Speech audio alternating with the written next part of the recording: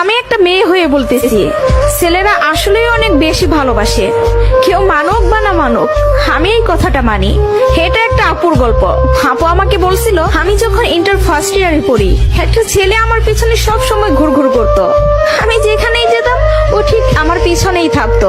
আমরা একই মহল্লাতে থাকতাম। সেই ছোটবেলা থেকে আমি ওকে দেখতেছি।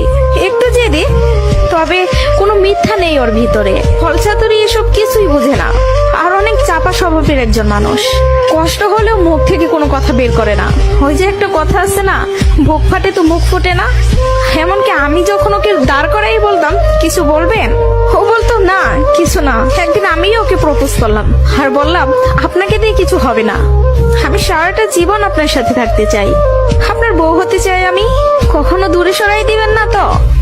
জীবনে যা কিছুই হয়ে যাক, আপনি আমার পাশে থাকবেন, কখনো আমাকে একা ফেলে যাবেন না। যদি এই ওয়াদা করতে পারে তাহলে আমি রিলেশন করব। ও অনার্স ফার্স্ট ইয়ারে পড়ে। ও বলল, জীবনে যা কিছুই হয়ে যাক আমি তোমাকে কখনো ছাড়বো না। আমাদের সম্পর্কের বয়সটা যখন 2 বছর, তখন আমার বাসায় বিয়ের প্রেসার দেওয়া শুরু হয়ে গেল। ফ্যামিলি দেখে ছেলে খুঁজতেছে, সরকারি চাকরিওয়ালা, বিসিএস ক্যাডার। এসবের মধ্যে আমি ওর কথা বলতে ভয় পেতাম, কারণ ও এখনো পড়ালেখা করতেছে। চাকরি তো দূরের কথা, চাকরি পাইতে তো অনেক সময় লাগবে, কিন্তু আমার ফ্যামিলি তো আমাকে সময় দিবে না। আমি অনেক কষ্টে আম্মুকে রাজি করাই। আম্মু যেন আব্বুকে এই কথাটা বলে, আর আম্মু আব্বুকে বলে। আব্বু সাথে সাথে মুখের উপর বলে দেয়, সম্ভব না, বেকার ছেলের হাতে আমি আমার মেয়েকে দিব না। তখন আমিও ভাবছিলাম, কথাটা তো ভুল না, কথাটা তো সঠিক। কোনো বাবা মাই চাইবে না বেকার ছেলের কাছে মেয়েকে বিয়ে দিতে। আমি নিজেও তো কখনো চাইবো না, কিন্তু তারপরও মাথায় চলতেছে, আমি যদি ওকে হারাই ফেলি আর কখন কি ফিরে পাবো ওকে? আমি তো আর ফিরে পাবো না। পরবর্তীতে আমি ওকে সব বলি, ওকে বলি কি করব বলো। তখন বুঝতে পারতেছিলাম ও কান্না করতেছে। ও আমাকে বলে, আম্মু ডাকতেছে, জাস্ট একটা মিনিট, আমি আম্মুর কথাটা শুনে আসি। তুমি একটু লাইনে থাকো, এসে তোমার সাথে আমি কথা বলতেছি। আমি তোমার জীবনে আছি 2টা বছর, কতটুকু আমাকে চিনো জানো আমি জানি না, কিন্তু তোমার পরিবার তোমার সাথে 18টা বছর তোমার পাশে আছে। আমি কখনো বলবো না যে তুমি তাদের ছেড়ে আমার কাছে চলে আসো। আমি জানি না আমার বাসায় থেকে মেনে নিবে কিনা। পড়ালেখা শেষ করতে করতে আরো 2টা বছর লেগে যাবে। কবে চাকরি পাবো সেটারও তো কোনো ঠিক নাই। আমি যদি তোমাকে ভালো না রাখতে পারি, আমি তো নিজেকে কখনো মাফ করতে পারবো না। আমার কাছে তোমার হাসিটা অনেক দামি। তোমার যেটা ভালো মনে হবে তুমি সেটাই করো। তুমি যা বলবো আমি সেটাতেই রাজি। এসব কথা শোনার পরে, আর যাই হোক, একটা মেয়ে তার ভালোবাসার মানুষকে কখনো ছেড়ে যাইতে পারে না। আমি তখন একটা জিনিসই ভাবতেছিলাম, জীবনটা তো ছোট, আর আমি আমার এই ভালোবাসার মানুষটাকে হারাই ফেললে আমি নিজেই সারা জীবন আফসোস করব। এরকম কোন ছেলে আর আমাকে ভালোবাসতে পারবে না, আমি ওকে ছাড়তে পারবো না। আমি বাসায় আবারও বুঝাই, তারা বুঝে না। তারপর আমি বাসা থেকে বের হয়ে যাই। বাসা থেকে বের হয়ে ওকে ফোন দেই আর বলি, আমাকে নিয়ে যাও। ও তাড়াহুড়া করে বাড়ি থেকে চলে আসলো। আমি বললাম, আমি তোমাকে বিয়ে করব। ও আমাকে বলে, আমি বলছি না তোমাকে, তুমি যা বলবো আমি তাতেই রাজি আছি। তবে একটা কথা, আমার সাথে থেকে যদি 3 বেলার 1 বেলা খেয়ে থাকতে হয় পারবা? তার জন্য আমি সবকিছু ছেড়ে আসলাম, তার জন্য আমি সবই করতে পারবো। বিয়ের পরে ওর বাসায় থেকে ফোন দেয়, বলে বাসায় আয়। তারপর ওর বাসায় থেকে মেনে নিল। তার কিছুদিন পর আমার বাসায় থেকেও মেনে নিল। ভালোবাসার জায়গা থেকে যদি বলি, প্রিয় মানুষটাকে নিজের করে পাওয়ার মধ্যে অন্যরকম একটা সুখ কাজ করে, যে সুখটা কখনোই টাকা দিয়ে কেনা যাবে না। আর যদি বলি প্রিয় মানুষটার কথা, আমি ভুল মানুষকে ভালোবাসি নাই, আমার মানুষটা সঠিক ছিল। সেই মানুষটা আমাকে বিন্দু পরিমাণে কষ্ট দেয় নাই। আমি সবসময় একটা কথা বলি, ভালোবাসা সুন্দর যদি মানুষটা সঠিক হয়। প্রিয় মানুষটা যখন নিজের হয়ে যায়, তখন এতটা শান্তি অনুভব হয়, তা হয়তো বলে বোঝানো যাবে না। সুখে থাকতে, ভালো থাকতে টাকা পয়সার আমূল প্রয়োজন পড়ে না, যদি ভালোবাসার মানুষটা পাশে থাকে। কাউকে ধরলে হাতটা শক্ত। ডিয়ার বেস্ট ফ্রেন্ড, জীবনে চলেছি বহু মানুষের সাথে, বন্ধু পেয়েছি অনেক, কিন্তু তোর মতো বন্ধু পাওয়া হয়তো জীবনে দ্বিতীয়বার সম্ভব নয়। তাই তো তোকে পেয়ে নিজেকে ধন্য মনে হয়। তুই আমার বন্ধু নামের ভাই, যাকে বিপদে সবসময় সবার আগে পাশে পাই। তুই আমার রক্তের কেউ না হলেও তুই আমার রক্তের মতোই আপন, কারণ তুই কখনোই আমাকে ছেড়ে যাস না, যতই করি তোকে জ্বালাতন। নিজের পরিবারের পর যেই মানুষটার কাছে সবচাইতে বেশি ভরসা পাই, সেই মানুষটা আর কেউ নয়, শুধুই তুই। অন্ধকারে যখন নিজের ছায়াটাও ছেড়ে চলে যায়, তখনই হাত বাড়ালেই তোকে পাশে পাই।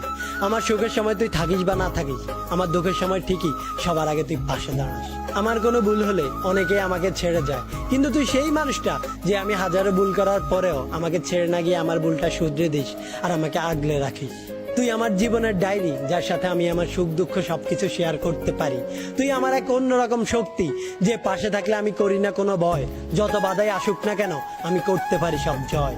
তোকে ভালোবাসি অনেক, করি সবসময় হারানোর ভয়, কারণ তোর মতো বেস্ট ফ্রেন্ড পাওয়া হয়তো আর কখনো সম্ভব নয়। তাই তোকে শুধু এটুকুই বলতে চাই, তুই সবসময় এই মন জুড়ে আছিস। কাছে কিংবা দূরে যেখানেই থাকিস, আমাদের বন্ধুত্বটা সবসময় বাঁচিয়ে রাখিস।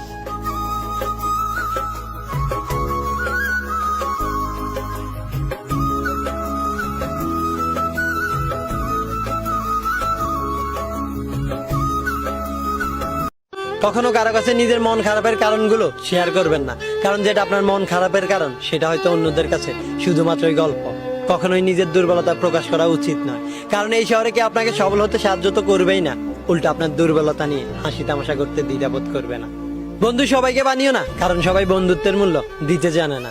আপনার সাথে সবসময় হাসি খুশি ভাবে চললেই বা মুখে ভালোবাসি বন্ধু কথাটি বললেই সবাইকে বন্ধুত্বের জায়গাটি দিবেন না, কারণ আপনার চারপাশে এমন কিছু বন্ধু নামের বেঈমান আছে, যারা নিজের স্বার্থের জন্য আপনাকে ব্যবহার করতেছে।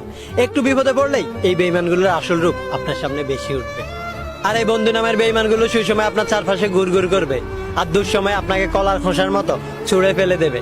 তাই বন্ধু নামের এই বেঈমানগুলোর কাছ থেকে সবসময় দূরে থাকার চেষ্টা করবেন। জীবনে কখনো হতাশ হবেন না, আমাদের জীবনটা একটা গেম, এখানে হার জিত থাকবেই। সবসময় যে জিততে হবে এমন কোনো কথা নেই, কিছু কিছু সময় হারেরও প্রয়োজন আছে, কারণ হারের মাধ্যমে আমাদের জেতার তৃষ্ণা দ্বিগুণ হয়ে যায়। জীবনে ব্যর্থতা থাকবেই, ব্যর্থ হওয়া মানে হেরে যাওয়া নয়। মানুষ কখনো হারে না, হয় সে জিতে আর না হয় সে শিখে।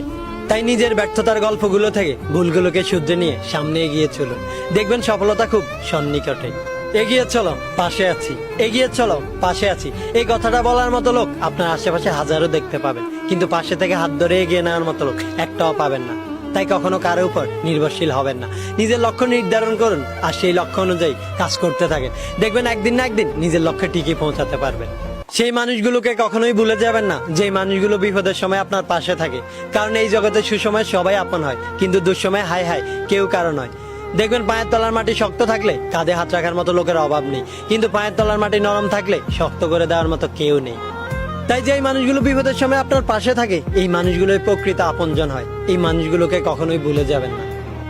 জীবনে যদি ভালো থাকতে চান, তাহলে একাকিত্বকে আপন করে নিন, কারণ নির্মম হলো এটাই সত্যি যে আমাদের যত আপন মানুষই থাকুক না কেন, দিন শেষে একরাশে একাকিত্ব আমাদেরকে গ্রাস করে ফেলে। দিন শেষে আমরা অনেকটা একা হয়ে যাই। তাই একাকিত্বকে আপন করে নিন, দেখবেন অনেক ভালো থাকবেন। কাউকে নিজের চাইতে বেশি ভালোবাসবেন না, কারণ এই পৃথিবীতে সবাই সত্যিকারের ভালোবাসার মূল্য দিতে জানে না। কাউকে আপন ভেবে নিজের চাইতেও বেশি বিশ্বাস করবেন না, কারণ বিশ্বাসঘাতকগুলো সবসময় আপনই হয়। কাউকে নিজের চাইতে বেশি ভালোবাসার আগে হাজারবার ভেবে দেখবেন, কারণ এই পৃথিবীতে কেউ আপনার ভালোবাসার মূল্য দেবে না। কেউ আপনাকে আপনার মতো করে বোঝার চেষ্টা করবে না, সবাই আপনার আবেগ আর ভালোবাসা নিয়ে খেলবে। তাই সবার আগে নিজেকে ভালোবাসতে শিখুন, দেখবেন আপনি অনেক সুখে থাকবেন। আত্মহত্যা কোনো সমাধান নয়, যে আত্মহত্যা করে সে কাপুরুষ হয়। জীবন সৃষ্টিকর্তা দেওয়া সবচাইতে সেরা গিফট। কার জন্য নিজের জীবন দিয়ে দেওয়া মানুষগুলো বড্ড বোকা হয়, কারণ জীবনের প্রতিটি ক্ষেত্রে আমাদেরকে মায়ায় জড়াতে হয়, আর সেই মায়া থেকে আমাদের একটা মোহের সৃষ্টি হয়। আর যে এই মায়ার মোহ থেকে নিজেকে বের করে এনে সামনে এগিয়ে যেতে পারে, একমাত্র সে জীবনে জয়ী হতে পারে। সময় ও স্রোত যেমন কারোর জন্য অপেক্ষা করে না, ঠিক তেমনি জীবনও কারোর জন্য থেমে থাকবে না। তাই কারোর জন্য নিজের জীবন দিয়ে দেওয়ার চাইতে জীবনটাকে হেসে খেলে কাটিয়ে দেওয়া উচিত। তাই আমাদের উচিত আত্মহত্যাকে না বলা। কান্না করা যাবে না, কারণ কান্না ছেলেদেরকে মানায় না। ঠিক বুঝ হওয়ার পর থেকে ছেলেদেরকে এই একটা কথাই ভালোভাবে শিখিয়ে দেওয়া হয়, আর এই কথাটা শিখিয়ে দেওয়া সমাজটা এবং সমাজের মানুষগুলো ভুলেই যায় যে ছেলেদেরও একটা মন আছে, তাদেরও মন খারাপ হয়। যেই সমাজ ছেলেদেরকে কান্না লুকিয়ে পাথর হতে শেখায়, সেই সমাজটাই ছেলেদের মধ্যে কোমলতা খুঁজে বেড়ায়। আর একটু এদিক সেদিক হলেই ছেলেদেরকে রাগী বদমেজাজি আর পাষাণ উপাধি দিয়ে দেয়। সত্যিই কি ছেলেরা পাষাণ, নাকি তাদের পাষাণ বানানো হয়? সত্যি বলতে ছেলেরা পাষাণ নয়, কষ্ট তাদেরও হয়। হয়তো সমাজের ভয়ে কান্নাটা নিজের মধ্যে লুকায়িত রয়, কিন্তু বুকের ভেতর অসম্ভব রক্তক্ষরণ হয়। ছেলেদেরকে বোঝা এত সহজ নয়। মনের মধ্যে হাজারো কষ্ট থাকলেও সবার সাথে হাসি মুখে চলতে হয়। মাঝে মাঝে মনে হয় ছেলে হয়ে জন্ম নেওয়াটাই সবচাইতে বড় পাপ, কারণ সমাজ তো দূরে থাক, ইনকাম করতে না পারলে ছেলেটা পরিবারের কাছেই হয়ে যায় বাড়তি একটা চাপ। হোক পরিবার কিংবা সমাজ, ছেলেটা প্রতিষ্ঠিত হতে না পারলে তাকে স্বীকৃতি দিতে সবাই নারাজ। ছেলে হয়ে জন্ম নিয়েছি, পারি না প্রাণ খুলে কাঁদতে, কত কষ্ট বুকের ভেতর চাপা দিয়ে দিয়েছি হাসতে হাসতে। হ্যাঁ, এভাবে একদিন হাজারো কষ্ট বুকে চাপা দিয়ে হাসতে হাসতে চলে যাব এই দুনিয়া ছেড়ে।